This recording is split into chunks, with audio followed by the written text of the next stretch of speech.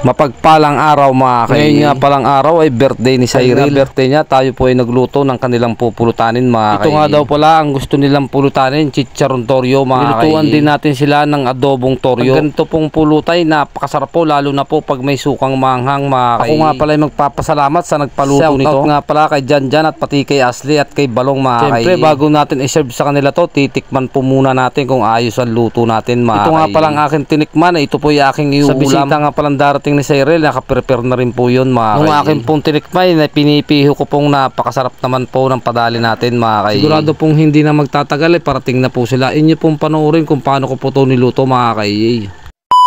Unang step nga pala ng aking ginawa dyan, akin po munang pakukulan o hahalbusan mga kay. Ilagyan ko po yan ng luya. Pagkatapos ko nga pong lagyan ng luya, akin pong tinakpan. Mga ilang minuto pong nakalipas, akin pong tinignan kung nakulo na po. Pagkabukas ko nga po ng takip, ay napakaganda po ng kulo mga kay. Nung nakuluan na nga po ng maganda, atin na pong ibinawas yung ating pong gagawin chicharon mga kay. Nung naibukod na nga po natin yung ating gagawin chicharon, ay nilagyan po natin ng malamig na tubig. Nung nalagyan nga natin ng malamig na tubig, napabilis po ang kanyang paglamig, kaya po atin na pong gagayatin mga kay. Ang paggayat nga lang pala niya, napakasimple lang po. Nasa sa inyo naman po kung gaano kakapal o kanipis ang gagawin yung gayat mga kay. Ang ginawa ko pong gayat yung katamtaman lang para mapabilis po natin palutungin. Ang masarap kasing luto dyan yung malutong na malutong talaga mga kay. Katapos ko nga gayatin, hinango ko na rin po yung ating gagawing adobo. Pagkahango ko nga, nilagyan ko na rin po ng malamig na tubig tulad po nung ginawa natin kanina sa gagawin natin chicharon torio. Bago nga natin isalang yung ating chicharon, ay nilagyan po muna natin ng asin, 500 pirasong asin mga kay.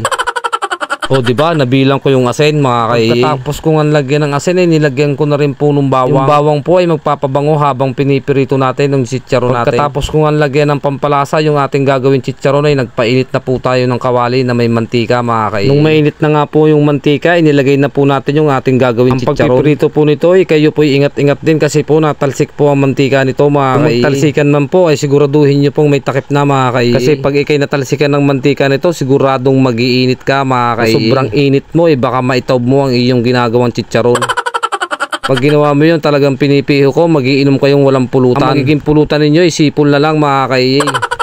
Ang pagluluto po niya ay sadya pong nabula. Pag pa ang bula niya, ibig sabihin niya luto na po siya mga kay. Tulad po niyan, luto na po yan, kaya po hinango na natin. Luto na rin po yung adobo nating torio. Hindi ko na po napakita yung pagluto natin ng torio. Sa mga ibang vlog ko naman, napakita ko na yan mga kay. Siyempre, bago ang lahat, ako po muna ay magpapasalamat sa ating Panginoon. Maraming salamat po Panginoon sa bagong biyayang pinagkaloob mo sa amin sa araw. Hanggang dito na lang po ang aking video. Sana po inyong nagustuhan mga kay. Maraming salamat din po sa inyong panonood. Sa mga solid supporter ko at hindi po talaga nagsasawa sa aking mga vlog, ay maraming salamat po.